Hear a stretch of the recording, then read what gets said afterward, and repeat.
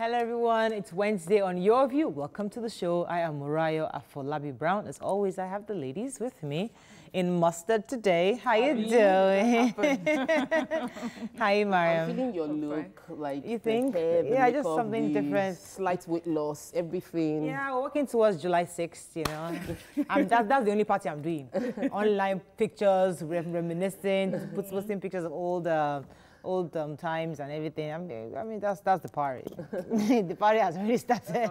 We are partying these days. Yes. Heidi Mariam. Fine, thank you. Nothing interesting, but it's so happy. I'm so happy to be on the show with Talk. I haven't been on the show with you in 3 weeks. Yeah. For real? Yes.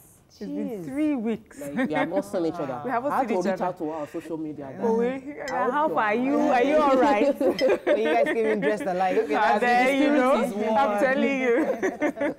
That's good. That's good. Talk about how have you been? I'm good. I have so many gists. Like I wanted to talk about my webinar and the fact that I'm excited about what is going to happen. But I now got a phone call today, and I have 2 powerful birthday messages I need to share. Okay. Someone is 50, someone is 40. Wow. As in Milestones. 2 major milestones. So for the past 3 years, I've been trying to find out more about how to make money, how to grow my wealth. And last year, I met someone I'd known before. Her name is, she runs the Smart Business Club. And I registered, like I paid to join the club, and I've been better off for it. Oh, really? And today she clocks 40. Shola and... Hey, what happened? Shola. I've Happy forgotten your son name. Happy birthday, just ran away from my head right now. I can't believe this happened to me. Happy 40th, and I'm your MC. Jehovah. But happy 40th. Then, you know, our school proprietress, Mrs. Banjo, is 50 today from Role Model School. As in, that woman is loved. She's sweet, she's calm. You know, the kind of leadership we expect. You think that somebody that is sweet will not be able to enforce the laws, but people respect her. And there's that. You don't need to use fear to impose it. She's clocking 50, and everybody in school, Mrs. Banjo, Mrs. Banjo, Mrs. Banjo. And I'm wondering, is this a firebrand person? No. She's a meek, sweet person, but drives home the point. Happy 50th. I pray that the rest of your years will be the best of your years. It's a prayer we pray all the time, but really sincerely for both of you, Mrs. Shola and Mrs. Banjo. Beautiful tribute. You know, I just like the fact that there are lots of 40, 30, 50s this year. This is 1980. It happens every time because it's your Yeah, own. that's what I was going to say, because it's yours, so it just seems 1980s like everybody. like us. So I'm pretty excited, but I like to get some ideas because I have no idea. I would love to go to dinner. I haven't gone for a nice Thai food or Japanese kind of lovely restaurant in a very long time. I'm sure almost by as long next as month. since I've been married. So my husband doesn't believe in those kind of things. But I would like for the 40th too. I mean, I was telling him the other day, can we just go to the restaurant? He said, they are closed. Restaurants are closed. Yeah, I'm like, are you sure they are closed? Well, you can do, I think some of them do I don't want to do takeout. I want to actually dine at a nice restaurant. I really love to do that July 6th. I know, that Monday, go to a nice Thai restaurant. Shola Adeshaki. Okay, that's her name. Shola Adeshaki, happy birthday. I apologize. You know, there are things that you mentioned that you don't do anymore. I think there was one time you mentioned flowers, or you don't like flowers, or you don't get flowers anymore. No, but I think that by next month, there's still enough time for you to get that fine dining, and they could just, you know what? Just find a place. I need to find a place that's open. And somebody should reach out to you. I'm sure some people can just open for you and clean up the place and let you come and enjoy. Really like that. We're not using this influence. You have millions of people watching you. Ask, just submit your request to the universe. Okay. So I would like to have a nice Thai dinner on Monday, July 6th, my birthday. So if you know a restaurant that's open, do send me. I know Korean restaurants. Korean. I can do Korean. So I'm looking for Asian cuisine. Okay. Something Asian. So you can do Korean. Do let me know. Send at Murayo Brown. I'd really love to go there on my birthday. Okay, let's go on a break. It's Tuesday. It's Wednesday. Stay with us. We'll be right back.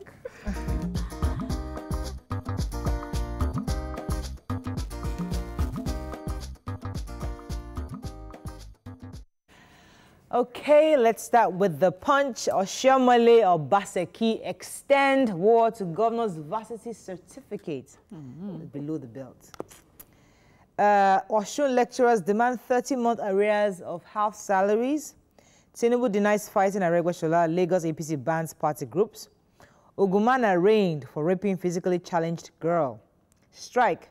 FG approves health workers hazard allowance insurance cover. Reps demand probe of Nigeria's 77-day detention by Chinese firm. Katsina anti-robbery protesters burned Buhari Masari billboard. Taraba killings trial, activist lawyers lampoon Malami over exclusion of killer soldiers. I've been following that story, and activists are really, and lawyers are condemning the fact that the army refused to produce the soldiers who have been alleged to have killed, been part of the killing of the policemen, actually. And this is really sad, because even the count was reduced to 13. The allegations against them was reduced to that, and that it seemed like it was already justice was not going to be served. Yeah. And that's why a lot of activists are speaking against that move by the Attorney General of the Federation. Yeah. Let's pick a few other stories.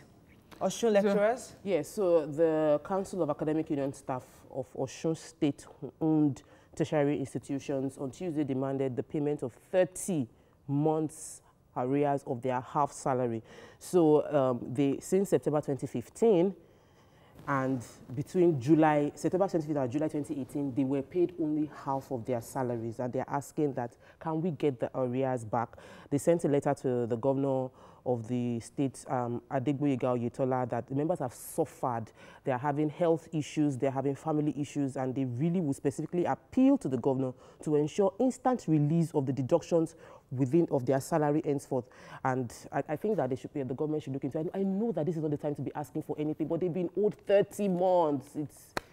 Please. Okay, health workers hazard allowance, you have that story? So the federal government is saying that given the agreement that they had with the representatives of the health sector, they are willing to pay before this week ends 2 months hazard allowance to medical doctors and all those who have been in the front line of this COVID-19 case. Yeah. And so they're just assuring them that they will pay for March and April for 2 months before the end of the week. And in a related story, the federal government has actually budgeted 20 billion to cover these allowances for, and even life insurances for these doctors. We really need to do more, because the trauma these doctors go through when they are knowing that every day I'm going to work, I might be facing the challenge of becoming a victim of I know Lagos State actually housed a few, I'm not sure if it was health workers, I think maybe their staff, but they have a few hotels that they house many of these frontliners, and they don't allow them to go home. So I'm not sure if it's doctors or if it's just the staff of Lagos State.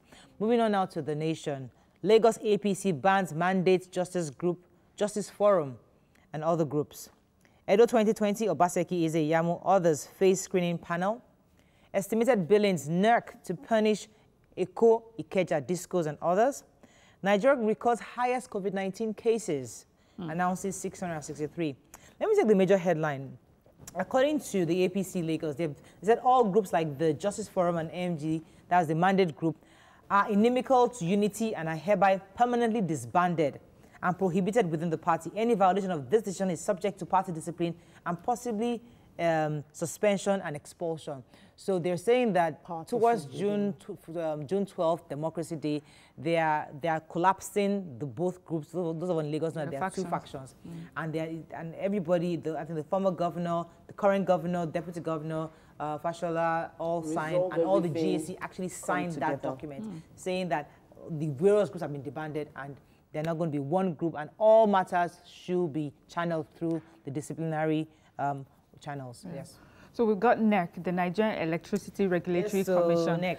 So because people have been complaining about estimated billings and how much they are being billed, NERC is giving some discos, Port Harcourt, Benin, Enugu, Eko, Ikeja, Kano and Kaduna 14 days, to either give people their meters or make sure that if they do not have, and you're giving the estimated billing, it should be capped at 1,800 per month. Simply, or else you answer to whatever. Do my dad, because he's paid for he's paid since last year and he still hasn't got his. My friend actually just got hers. They're distributing, but he's not getting his, and I've been He'll told probably to get it fight because them, she doesn't know anybody. She just actually they brought the meters to her, so I'm happy that at least it's working. Daily Sun very quickly. Edo Guba, Obaseki Eze-Iyamu, others face tough hurdle. Ohaneze youths give herdsmen 2 weeks to leave Southeast Forest. Protests rock Katsina over killings and abductions. Revised 2020 budget suffers setback in Senate. Kalu resumes in Senate, urges Nigerians to keep hope alive. NERC gives 7 discos 14 days to provide meters to customers, and no going back on the NDDC probe, says Senate. So okay. Ohaneze. Yes, Ohaneze Ndigbo. Ohaneze Ndigbo has given all the headsmen ultimatum to quit all the forests within the Igbo land. And they said they've suffered enough in the hands of these killer headsmen. That's the word they used. They said they rape and defile our wives and daughters, so we can't bear it anymore. Anyone who wants to live on Igbo land is free to do so, but must not live in our bushes. That's why we've given them 2 weeks to vacate the bushes and the forest. Now, this is ongoing. Since last week, the people from the Igbo land have been speaking up concerning this, and we need to have the presidency, we need to have the Senate representatives, the House of Assembly representatives speak concerning this, because we will just be looking and 2 weeks will elapse and we don't know what will break out. We don't want anarchy, we don't want any disturbance. Can we find a way to peacefully resolve the issues, what the complaints are? Like the Nigeria is for everybody, and they've said they don't have any issue with you living there, but they don't want you in the bushes because we can't identify you there. Let's resolve this thing. Which one? Katsina, and yes. So the people in Katsina State are angry, and rightfully so. But they have taken to the streets and they are burning billboards, and especially that's mentioned is the billboard showing the president and their governor. And the reason why they're so angry is that they have been constantly attacked by bandits. On Tuesday, a health worker was kidnapped, Alhaji Mansour Yusuf, and his daughter, and then the district head was killed in his palace on Monday. And so people, I think, were tired. And I guess for them, the symbol of, you know, to have the president and the governor, the president from that state and the governor, you people have promised us at least security, and we do not have that, and so people are angry. Okay, I was going to take Kalu, there's a chief whip of Senate, Orji Uzo Kalu, resumed plenary yesterday. Celebrated his return after, I think it was 6 months he was in prison. And he said that what happened to him was the will of God. We'll leave that story there because honestly... you should have reminded us why he went to... Yeah. Well, he went to prison. He went to prison for allegedly being involved in financial misconduct when he was governor. Into making laws now. Yes, but he was thrown. The case was thrown out, I think, by the court. I'd say that the court that sentenced him did not have jurisdiction to do that. So. Not that he's not guilty. Yes, but did not have. That way, he was celebrated and they cheered him on. He was first visited. He was visited by his colleagues, and then moving on to the Nigerian Tribune. Yeah. COVID-19 versus primaries. Edo APC factions fight over Baseki's Gazette. Mother of 13 gives birth to quadruplets in Zaria. Budget FG earmarks 20 billion for doctors' hazard allowance. COVID-19, Gombe commissioners 5 legislators special advisor test positive. And no word Tinubu Aregbesola say. And so, go ahead. Yeah, so a 34-year-old housewife, Hawa Suleiman in Zaria, gave birth to quadruplets, although she lost one, and so they have 3 left. And she's already a mother of 13, so she has 17 children as of the time she had her, the quadruplets. She says she's in good health, although she lost one, she was giving blood, but she's doing well. I mean, she had 13. Yes, 13. And now she had 4 extra. So you didn't tell us how old she's. 34. I said she's a 34-year-old housewife. I think the government needs to get involved. She shouldn't be allowed to. They should do family planning. First of all, for her sake, I think she definitely needs to do family planning. Not family planning. I mean, or whatever. Yes, that's part of family planning, because they said they had to give her 4 bags of blood. I mean, that is scary, so going final forward. Paper, honestly, this morning, Vanguard. APC National Working Committee has final say on aspirants' coordination. Nobody wants to talk about Baseki on this. I'm talking about. No problem. 2023 presidency, why Tinubu GAC dissolved mandate group and justice forum. Rep Southern Middle Belt leaders ask for the federal government to ban foreign headsmen from Nigeria. Okay, let's talk about Edo State for a second. So I love politics, but this is getting really a bit muddy and messy. The National Working Committee are overseeing everybody, vetting the certificates, vetting the candidates. Yes. And in the process of vetting the candidates, the chairman of the APC asked that they investigate and confirm if the sitting governor, who was vetted just 4 years ago, has the right certificates from University of Ibadan, UI. And then the man too, the governor replied that he should bring his own certificate and tell us which university if he got his certificates from. So, and these are petty issues. They are very, very minor issues. We're concerned about the quality of life Edo citizens when there's nothing else to do, you now start going to the certificate. Is it at this hour you want to start looking for a certificate? The certificate of a sitting governor. Yes. I mean, please, like we can do better. We expect better. I'm an Edo bride. I expect better from your there's a reason not to. Your children. There's a reason not to give him the ticket. Give us factual reasons that actually makes sense. Not just wake up one morning and say, oh, he doesn't have certificates. Oh, wow. That's very, very compelling. To do indirect primaries. Oh, that's very compelling. Oh, I wouldn't. In fact, let's go on a break. Today is Wednesday. Let's relax. Let these people not even get to our heads right now. We are talking today about a lot of things.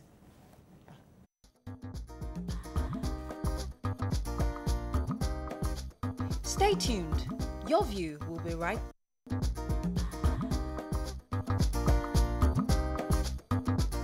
Welcome back to Your View.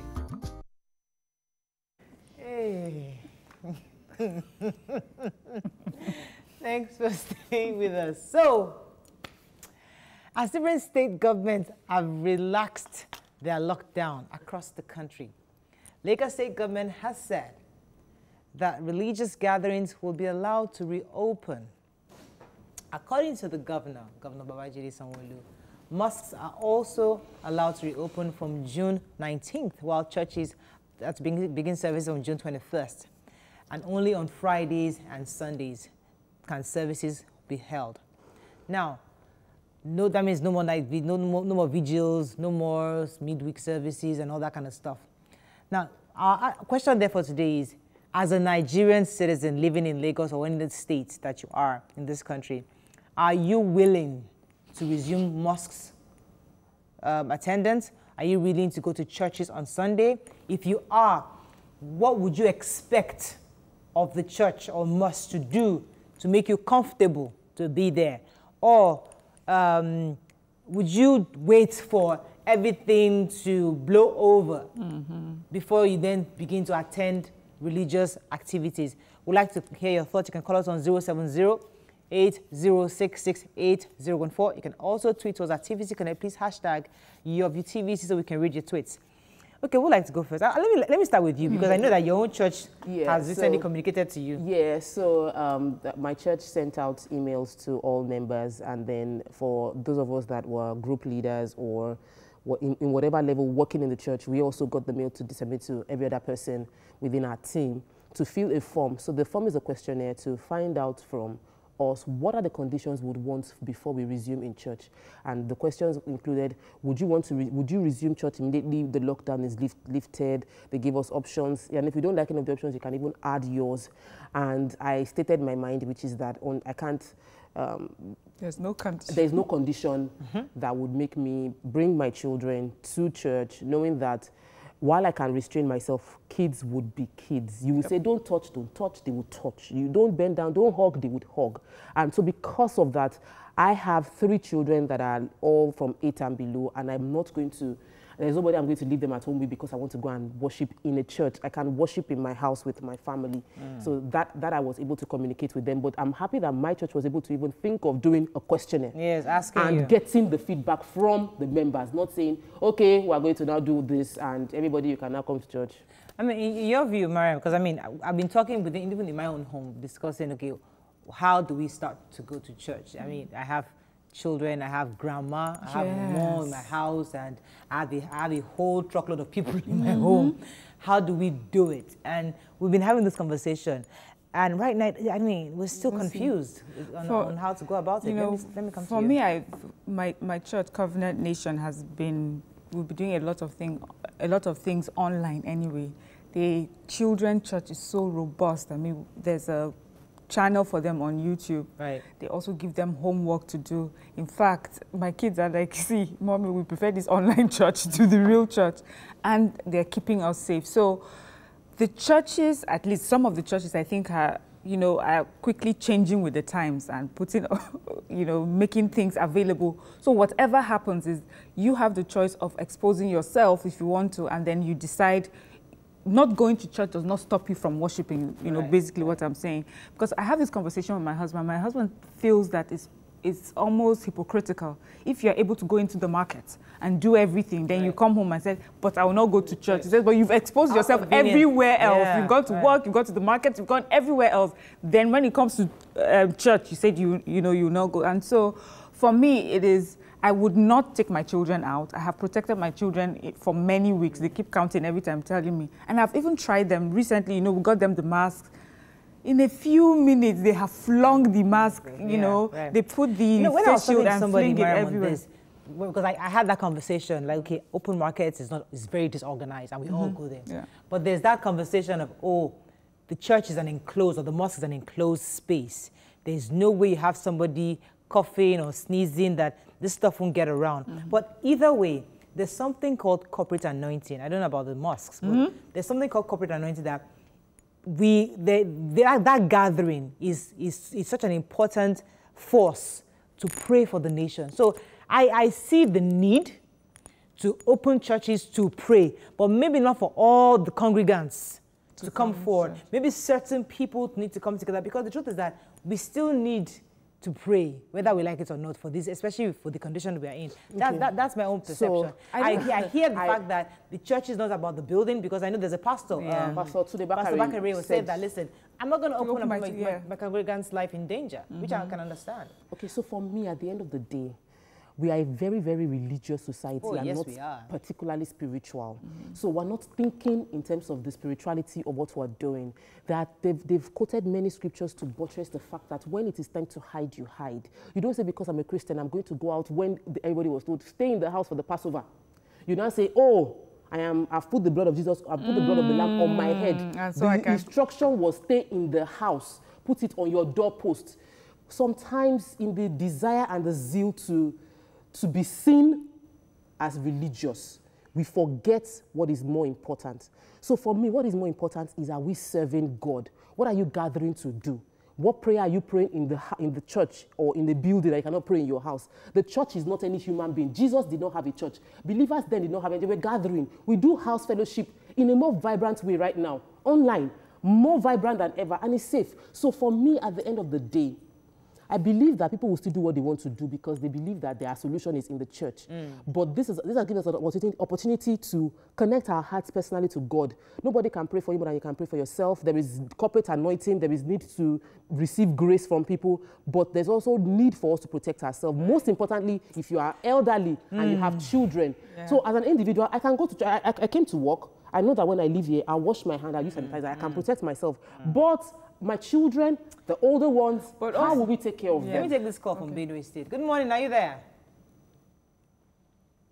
Hello, good morning. Oh, we lost that call. So, like as I said, the government has they've eased the lockdown. So I'd like people to call in. Let us know how you plan to start to go to the mosques and the churches. We'd like to hear from you. Okay, so also for me, this easing of lockdown or opening the worship. So also for me, this easing of lockdown or opening the worship centers, for me, it's like government saying, you know what? We don't have any other choice anymore. We really don't know what to do next, especially that we have the new figures now. We have over 663 as of yesterday. That's the highest that has been recorded ever since we started, since the pandemic in Nigeria. So it is really scary. For me, it seems like the government is saying, see, you guys just go ahead, do what you need to do. You know, in the beginning when this thing started, we had some countries talking about herd immunity, and which it was, you know, just allow everybody get it. Those who will survive, and those who will go would go. And for me, it just seems like we have we have done that without saying it, but we're sort of doing that. I have a call from Kebbi State. Good morning, are you there? Thanks, Mariah. This is Glenn calling from Kaduna. Oh, good morning. Thanks for calling. Go ahead, please. I'm a first-time caller. Welcome to the show. Okay. The issue is that for now, I don't think I'll be going to church because I believe the true worship is a thing of the heart. So going to church, putting myself into those risks, honestly, it's not going to be easy because I don't know who has the COVID-19 and who doesn't have it. Yeah. Honestly, I don't think we can actually have the complete prevention and cautionary method. Blessing. Have you been going to church since? Have you not been going to the markets? Have you not been going to the markets? I do go to the market, but I avoid that crowded spacing. It is not possible for them to say we should go to church and 50 people. It's not possible. There are churches that are overcrowded, and you can't tell this person to wait. Okay, maybe there will be another service. I know how people behave. They will get offended. Yes, true. Thank you very much, Blessing. So my church asked another question in the questionnaire. They said that if we space the church and the church is full, are you willing to do your service outside the auditorium in the overflow to encourage social distancing? Of course, I ticked yes, I'm willing to do that. Actually, I'm willing to go to church. In actual fact, the recordings we've been doing with social distancing have been done within the church premises, but very, very, few people. But another thing that I think we should emphasize on, I've seen people online saying that there is no sickness our God cannot heal. How can you say because of Corona we should not worship? If we go to church, we will pray and God will heal us. For me, it is tantamount to Jesus saying that I will jump down when the devil tempted him and say, I know that God can save me. But Jesus didn't jump down deliberately, knowing that God can save him. He didn't, it's sometimes you know God can save you, but you don't walk into it. I've read a devotion by the GO Adeboye saying that you don't say because you know God will heal you and purify every poison, turn it into water, you now drink a bottle of bleach and say, Jesus turned it into water, you now drink it. Yeah. So for me, sometimes we would say because we want to say we have faith and we test and walk into the fire. That is not what God is protecting you from. I think that if we consider what the government is saying, I think it's 45% capacity they're asking for churches, 45%. So not everybody, they've given us age limits. Who is going to now so go to church? Some people, the point is that if we do attend these churches, there is a way they can be very organized. Such but we already know that it's not going to be possible. We already saw in the papers yesterday that the states where the churches have opened, they did not follow the guidelines.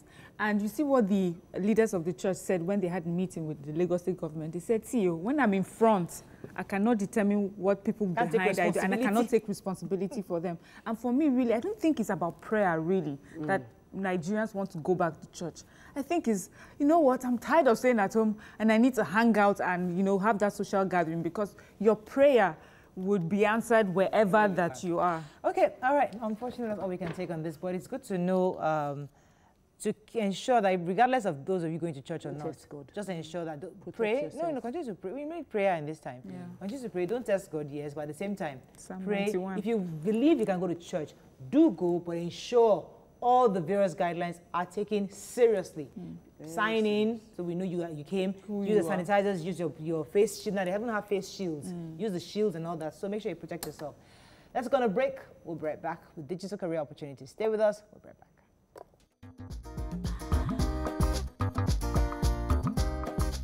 Stay tuned. Your View will be right back.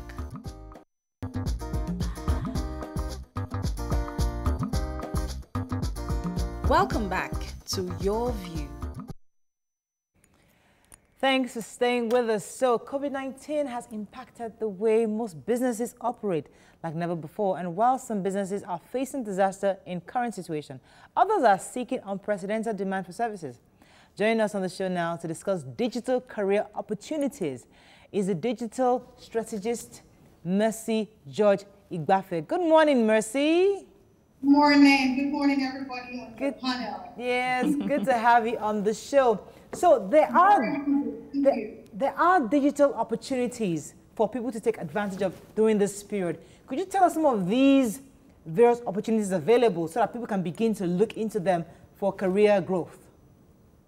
I'll start with a backstory. Thank you so much for the opportunity. I'm very, very humbled. I don't take this for granted at all. Now, I'm a digital strategist, I'm an expert. Why? Because I'm certified and I understand Agile, Scrum, I understand business analysis, I understand project management. These are key skills. One other thing I wanted to say is, many of the employees that are being laid off right now is because they were dispensable and they were not adding. It's not because they are not skilled for those jobs. In short, they are not skilled. So it's important, the kind of jobs that are available. And I just quick backstory. As of March, in the peak of pandemic of COVID-19, One of my mentees, I helped her to secure a business analyst role as a job because she understands agility, she understands Scrum, she understands data sciences. And as a result, as people were being laid off, she was being called in for employment. So it's important that people understand that business as usual can no longer work.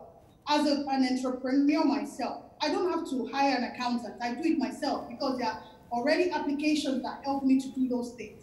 But if you're not savvy enough in these skills, you're going to struggle. Just yesterday on Google, based on the insight, the jobs that are being sought for, just yesterday, June the 8th, the 9th, sorry. Yesterday, it was project management at 64% on Google.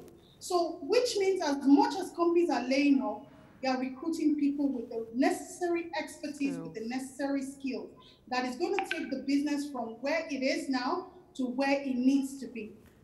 So what happens to someone who doesn't have the skill and has found themselves being laid off? Where would I start from? Okay, that's the beautiful story. I'll just share you my own story. I mean, in 2018, I had a midlife crisis, all right? I was like, where am I going to go with my life? I know I love career. I know I love to build my path. I'm almost 50. Many people doubt that. But in 2018, God Almighty, I went for my daughter's wedding. I had to meet my friend's senior sister. And there she goes and says, Mercy, I know you. You're very diligent. You're very passionate. If you can take this program for 3 months, you will succeed. And I paid for that program. I didn't have the money. I went and borrowed. I paid for that course in project management, business analysis, digital transformation. And boom, here am I today. And as a result of that journey, he was able to birth Lento. As a result of me starting where I was with the struggles of life, feeling all type of despondent. I mean, I was going for my daughter's wedding. I could not contribute a pardon to her wedding because I didn't have the resources. But thanks to Olive, she was able to say, Mercy, do this. Because she pointed me in that direction, I paid due diligence, put the hard work into it. So for me, you can start where you are. And don't think that it's late. It's not because you're competing with the Generation X or Generation Z. You start where you are. Because I was able to take that bold step in 2018, today, the kind of jobs I have done is astronomical. The kind of opening that it has opened for me. That's inspiring. That's inspiring. So I'm a key believer in investing in yourself and all of that. And I want you to expand on the job opportunities available and how our current educational structure isn't preparing people for the jobs available. So we know that you've already mentioned some of them, but this, what you're mentioning now, is one particular area. Yes, it is good, but there are other digital areas, digital jobs available, and other skills people can learn. And what are the platforms we can use to learn them? Because I know that I'm doing a few courses online, and these platforms are popular. You can just go there, pay a little money, and then you learn. And with the certificate, you can practice. So can you break down practical ways with which we can acquire these skills and other skills apart from project management, agility, and business strategy? Okay, thank you so much for that. Like you have said it, you can pay a little token, but where the disconnect is a hands-on experience, okay? And that's where Lento comes in. Because I'm not just holding you by the hand, I will support you. So as much as these platforms are available, you pay a token. But if you don't have where to learn, because remember, Africans were very big on certification. And by the way, yes, our education system has failed. That's why I had a midlife crisis, yeah? But at the end of the day, despite the education system's failure, I was able to evolve from it. So I try not to dwell on what are the challenges facing African systems. Let's focus on you. What can you do? Not just digital marketing that is available, because now everybody says I'm a digital marketer. The fact that you're a developer doesn't necessarily make you a digital marketer. You need to understand strategy. You need to understand search engine optimization. You need to understand what it means to have a content strategy. Don't just follow the bandwagon. So where I am so passionate is the fact that a lot of African technocrats, and I do know that, Mariah, you do believe in investing in yourself, because I've heard you say so many times. And that is so key. You have to be willing to take that key step. The very first journey starts with one step. Start where you are and start with that decision that I will decide to take that step. Despite the failure of our education system, I want to learn how to leverage social media. I want to learn how to be able to analyze data. I want to learn how to be able to position myself. The reason Agile is so popular today is because that's what most businesses are using to be able to implement product. So this is very key. Wow. You're such an inspiration. I mean, even the age in which you started is quite inspiring. The fact that a digital native. So yeah, she isn't. But you are from being a digital immigrant now to a digital native is inspiring. Living off it. I think and of course, we cannot go without talking about your age and you look that so good. you have amazing. I mean, yeah, your daughter's wedding. Your daughter's wedding. I'm like, are you sure? We have to look at you again. Well, congratulations. Thank you so much. We'll definitely be in touch with you. You've really inspired us this morning, and many people have heard you. There are opportunities in the digital world to get jobs, and people need to begin to learn these tools so that they can actually optimize their experience. Thank you so much for joining us this morning. Thank you so much for having me. And they can check out Lento online. It's going to break. We'll be right back.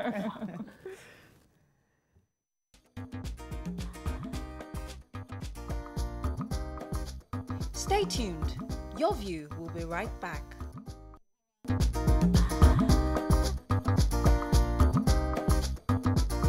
Welcome back to Your View.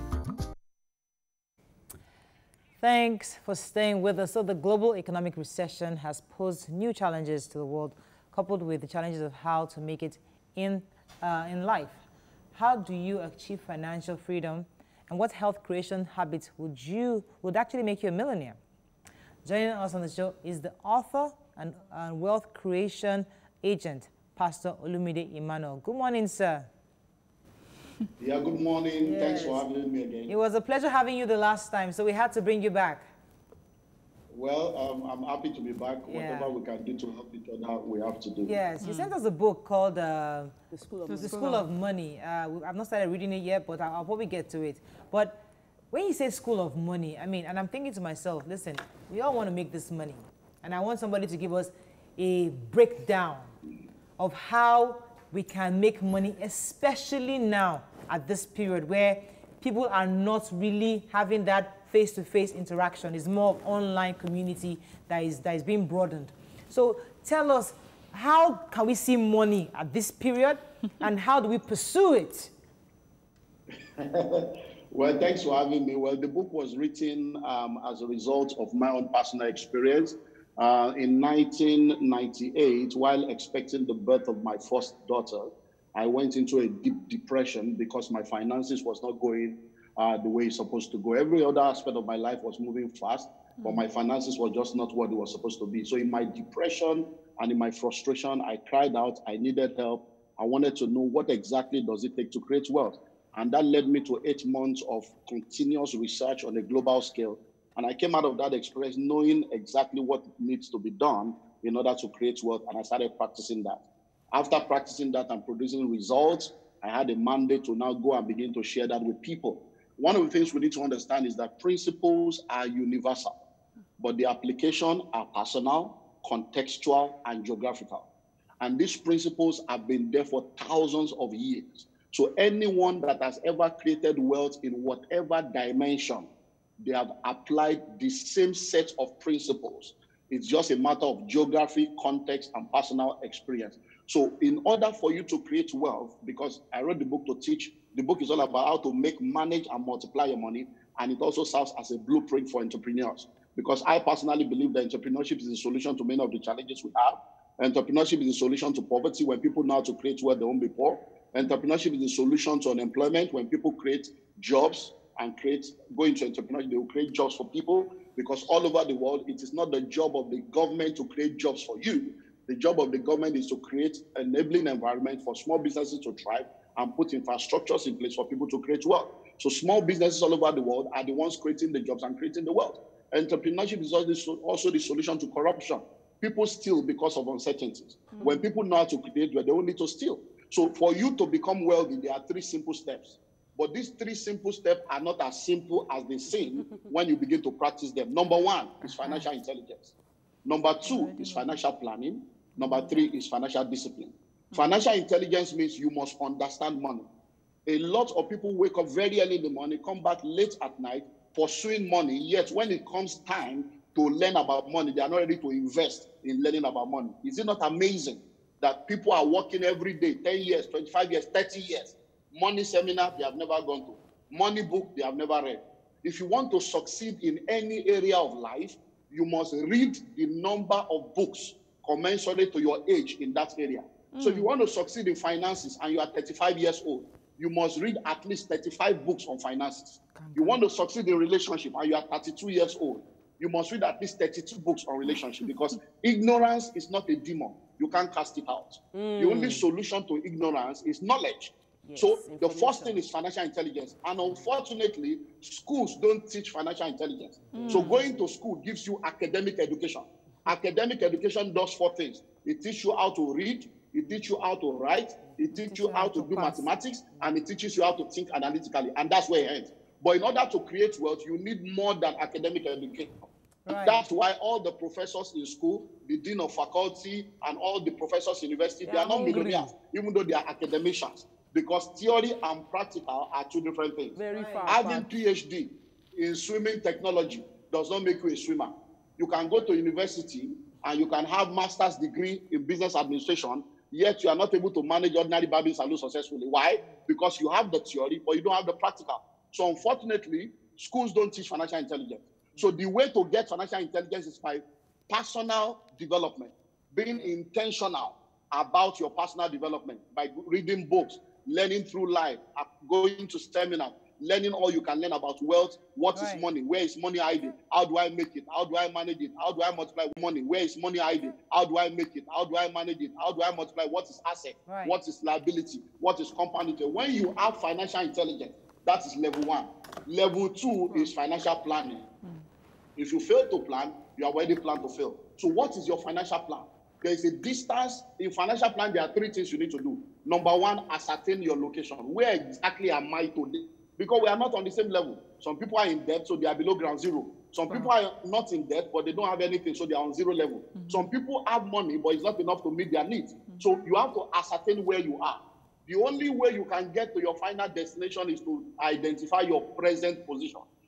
If you want to buy a ticket now, and you say, please, how much will it cost me to get to New York? They will ask you from where. Inability to identify your present position will hinder you from being able to navigate your way to your desired financial destination. So in financial planning, there are 3 things you do. Number 1, identify your present financial position. Where am I? Be realistic about it. Don't compare yourself with anybody. If you are poor, but that's not the end of the story. So once you have identified... Finish the 2.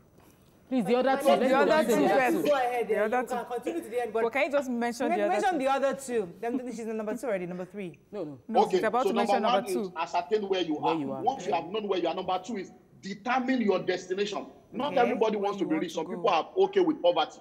They don't want riches, so it's not compulsory. So I determine your destination and then choose your vehicle, which is the missing link. Choosing your vehicle is vehicle in wealth creation is what takes you from your present financial position to your desired financial destination. And we have many vehicles, but unfortunately, the easiest vehicle is earning salary, and that is what many people do. So they want to go and earn a salary. So earning salary as a pathway to wealth is like you trekking. If you are trekking from Lagos to Abuja, and somebody else is driving from Lagos to Abuja, and somebody else is flying from Lagos to Abuja, the person flying will get there first. Not because they are more intelligent, not because they are more spiritual, not because they don't have enemies in their family, but because they have used the right vehicle.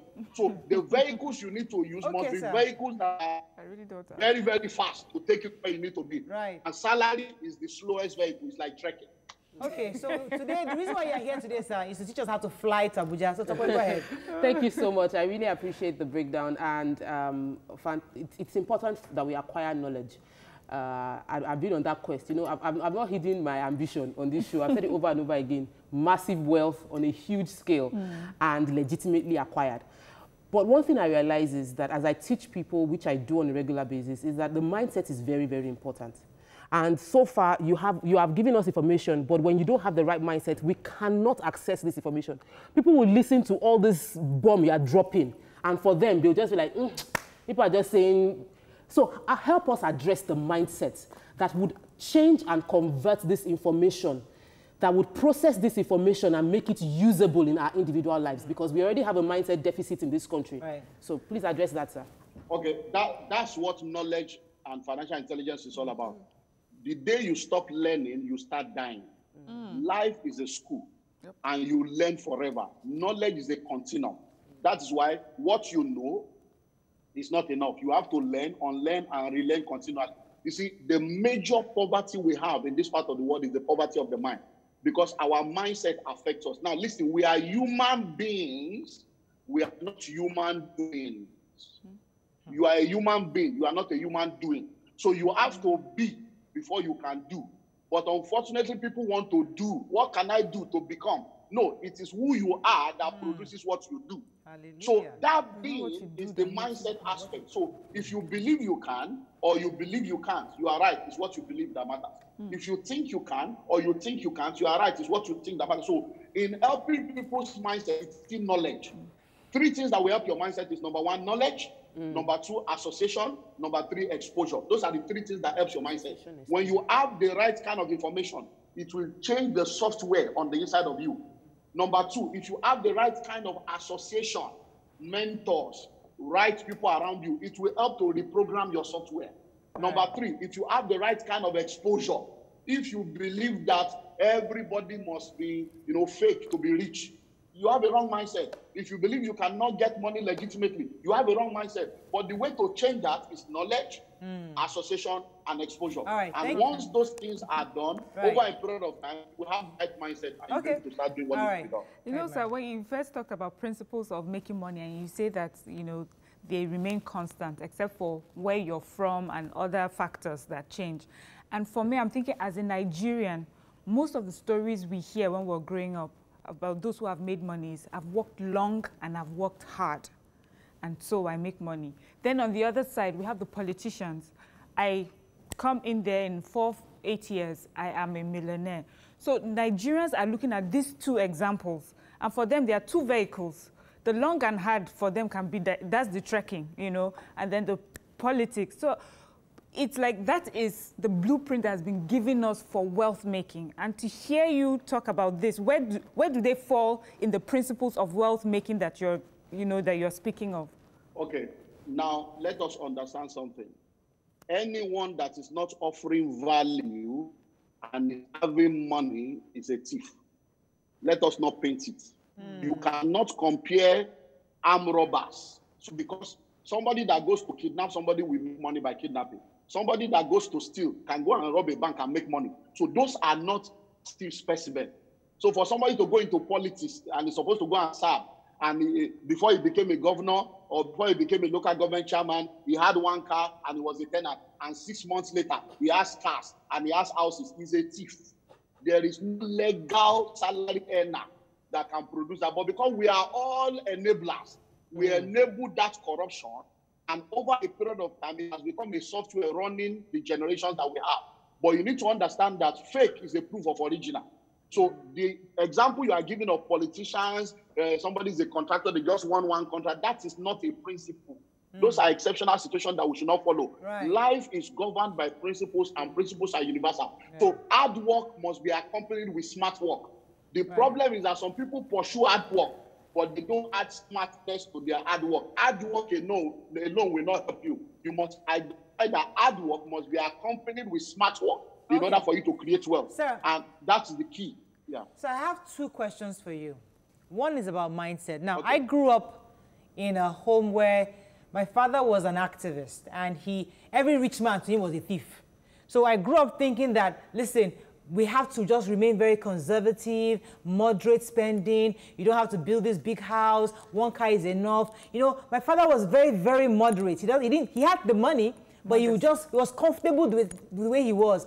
So that's the mindset I grew up with. I don't want the loud. I just want enough just to be okay. But you see, that mindset doesn't make me push forward.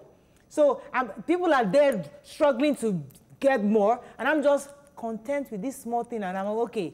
Is that a good mindset, or how do I push from that point to making real wealth? It's a money-making mindset.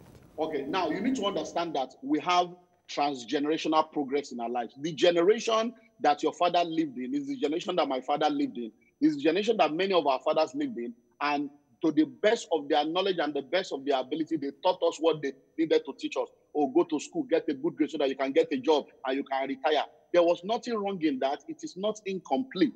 It is not incorrect, but it is incomplete. So what your father gave you is value. That's the same thing my father gave me. But you need to understand that you are too small to be the purpose of God for your life.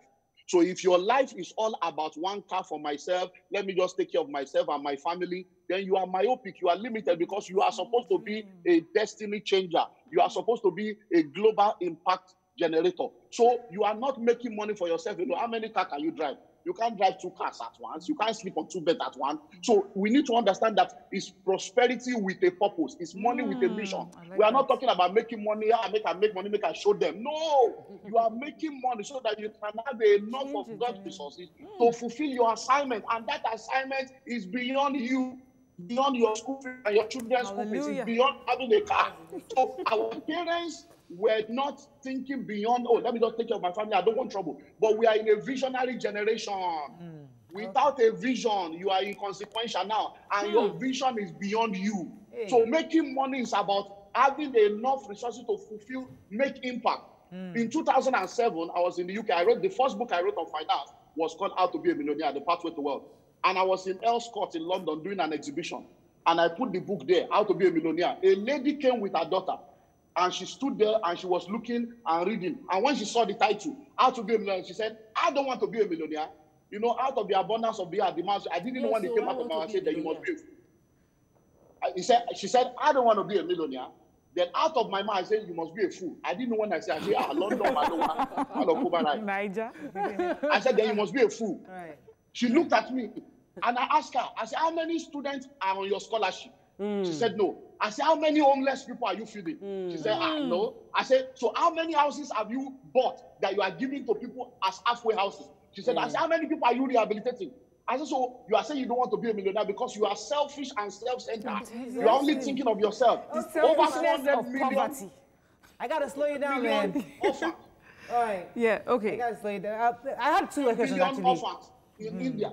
Over 400 million orphans in Nigeria. Over 80% of people are poor, living below poverty line. It's not about you. It's about impact. Okay. It's about making a difference. Okay. What is wrong if you sponsor 1,000 people to school? What is wrong if you build a school that will accommodate 1,000 students and you give them free education? Right. So if you don't need the money, make the money and give it to those of us that have vision. And let us use the money to make a difference. Thank you. To give to us that have vision.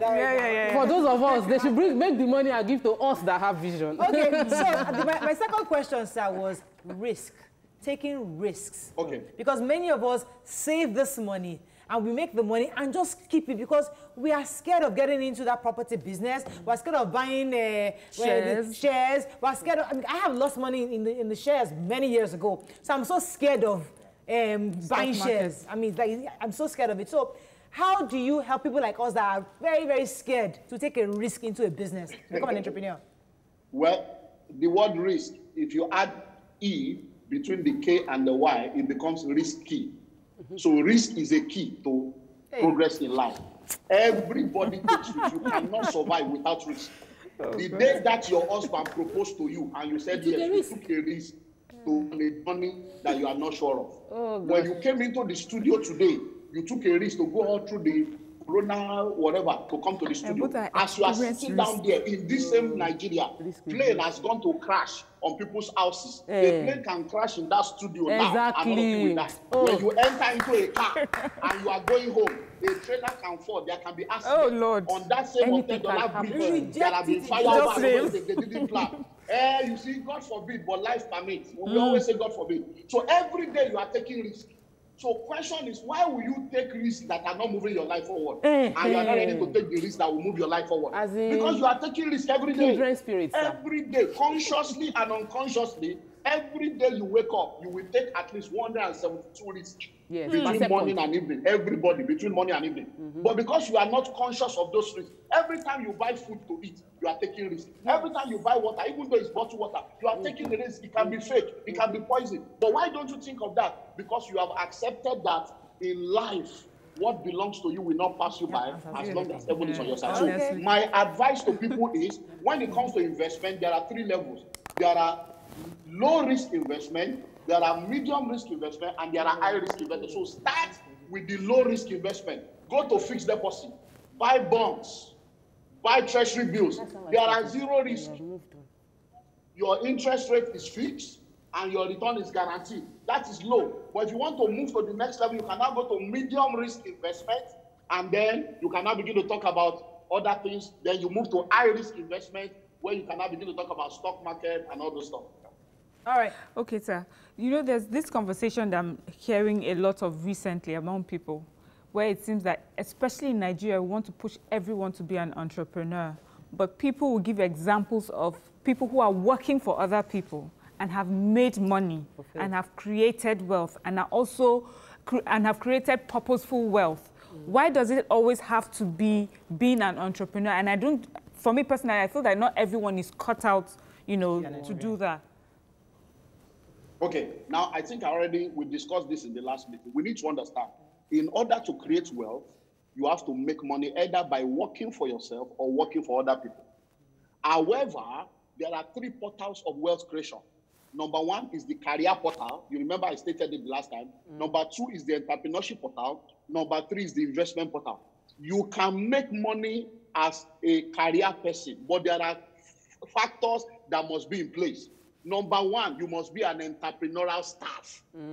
Number 2, you must understand the business in the career. I mentioned that the last time. You can be a medical doctor as a profession, or you can be a medical business. You can be a legal professional, or you are in the legal business. So to be a salary earner or working for somebody else is not the problem. It is your mindset, because entrepreneurship is a spirit. Entrepreneurship is a mindset. It's about creating value. And I told you the last time, creating value is 3 things: answering questions, meeting needs, and solving problems.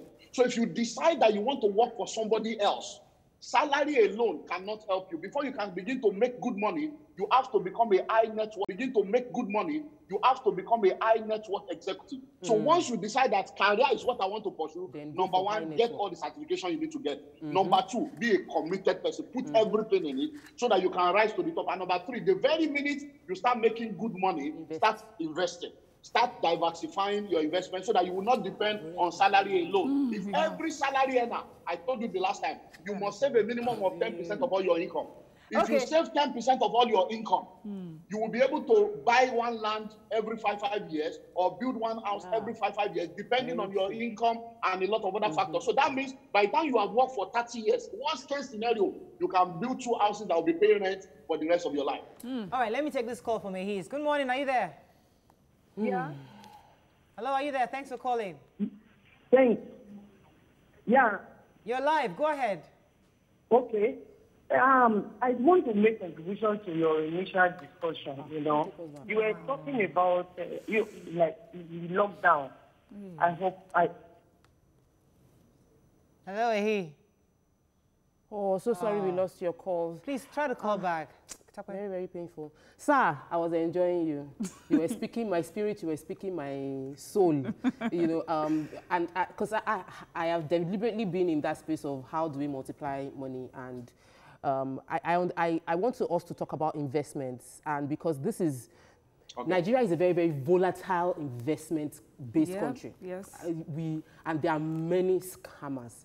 And you've been in that space. So can you help us highlight scam in a way that we'll know this is scamming, and highlight strong places that we can keep our money that are medium risk? So we don't want to do low risk. We are willing to enter medium risk. Tell us the places we can do medium risk. My mother, I'm a Yoruba man, my mother will always say, Tabanika dijuke or buruku koja in no makoja. Very true. That means if we say we should close our eyes for bad people to pass, even good people will pass. You will not know. My mother will also always say, true. So you need to understand, that means if you don't get into trouble sometimes, you will not learn. Yeah. You need to understand that when it comes to investment, life is a risk, like we have said. Anything you go into, if you lose money, it is you have not lost money, you have paid school fees. Nobody loses money, people pay school fees. It's when they refuse to learn from that experience that it becomes a loss. But when you are able to learn from that experience, you have paid school fees to acquire knowledge that will help you to be a consultant in future. So when we talk about investing, you need to understand that it begins with savings. Savings is setting money aside for a purpose. Investing is sending money on assignment for a return. Yes. That's number one you need to understand. So savings is setting money aside for a purpose. Investing is sending money on assignment for a return. Once you have some basic money, the first thing I will advise anybody to do is to invest in yourself. And invest in yourself means 5 different things. Number one, it means invest in your financial intelligence. Buy books, buy tapes, attend seminars, so that you will know what you need to know basically without being deceived by people. So that the question you are asking me, the same way you expect me to have an answer, you too will have the basic understanding. Invest in yourself, number 2, means invest in your gift, your talent, and your potential. Because your gold is tied to your gifts. Your treasure is tied to your talent. Your profit is tied to your potential. So invest in yourself. What do footballers sell? What do actors and actresses sell? What do comedians sell? They have invested in themselves. Yeah. So invest in your gift, your talent, and your potential. Because by doing that, you will be able to produce products and services that will be unique to you, and you'll be printing your own money to become Bella Ciao, Bella Ciao, Bella Ciao. Hallelujah. So that is number 2. Number 3, investing in yourself is investing in your area of core competence or your passion. Let me stop with that 3. So that's where you start. Number 2, invest in partnerships. In this part of the world, we always want to do everything by ourselves, and it is a problem. You need to understand. Jews understand it. Asians understand it. Africans don't get it. When Africans go to the Western world, they go to London, they go to America, they are going to look for a job. When a Jew or an Asian goes to the Western world, they are not going to look for a job, they are going to look for a business. So they start a business, all of them come together, and they help each other. So we need to understand the power of partnership and community. But because we lack trust here, we don't come together. So if you want to invest, you want to buy a house now, they say the house is 10 million. You have only 500,000. That means you can never have the house. But if 20 of you come together with 500,000, you can own the house at 10 million, you do an MOU, and you all have a percentage of the house while you are growing your wealth. So invest in partnership. There are a lot of people doing farming. A lot of people are doing buying and selling. A lot of people are doing all it. They need money to run their business. The business is already working. Why not join those people and say, okay, let's enter an agreement. I'm going to give you 50,000, or 10 of us will give you 100,000. How much will you be able to give us? And there are a lot of such going on. We have people that are involved farming, goats. The third one. You just mentioned. So that's. Just mentioned the third one. The next thing is you can invest in anything that is what we call the basic need of man. Basic need, what people cannot do without. We cannot do without food. We can't do without clothing. We can't do without shelter. We can't do without transportation. We can't do without health. So when you go into any of the basic need of man, you will be on good ground. All right, I have to wrap up, but there's this last question. Well, people are asking that how much do you even have saved, but that's a different matter. But I am concerned about this thing that's called partnerships or using your network. One of the issues I've had is that I have a long list of contacts here, but I would not call them for anything. I don't know how to use it. How do I tap into the network that I have? Many of us know people, but we don't know how. We don't want to go there saying, please, help us, I want to do this thing. Yeah. We don't know how to start that kind of conversation. Is there a skill in starting that kind of conversation? Your net worth is determined by and disclosure. The only reason a lot of us are not seeing the power in that is because we think we are going to beg people. Let's go back to value. For instance, now I told you last time I'm into real estate. We have 10 different estates all over the country. We sell land, we sell houses. Anybody that sells land for us is going to get between 5 to 10% commission. They can even get as much as 20% depending on what they sell. So question, all you need to do is investigate before you invest. So if you come to our company now, it's okay, I want to buy estate in your place. So where's your document? Collect the survey, collect the CFO, go and check the estate by yourself, do your due diligence, get your lawyer to investigate. Once you are sure that this thing is genuine, everybody has at least 250 people on their mobile phone. It's called the 250 principle. Right. So you now say, okay, you send it to everybody in your network, say there is a good land, though, it has CFO, it is genuine, though. If you want to buy, I am an agent to these people. So you are not begging them for money. You are offering them value. So when you go cap in hand as if you are begging, no, you are saying, look, you are close to me. I have discovered something that is good. If you are interested, it's not by force. Come and buy. And then you get your commission. So you can make money with your network, but make sure you investigate before you invest. All right. Thank you so much, sir. Unfortunately, we have to wrap up here. Thank you. Oh, my goodness. We need a whole show with you. Thanks for having me. Yes. Thanks for having me. I'm available anytime. Let's do what we can do to help ourselves. Pastor Olumide in my note there. Thank you very much. That's all we can take on the show. I hope you took notes. Talk about it. See my paper. Please, I beg. I need those notes forward to me. We need to send. I need to go back and watch the show, rewatch and take it in. Have a fabulous day. We'll see you tomorrow. Bye for now.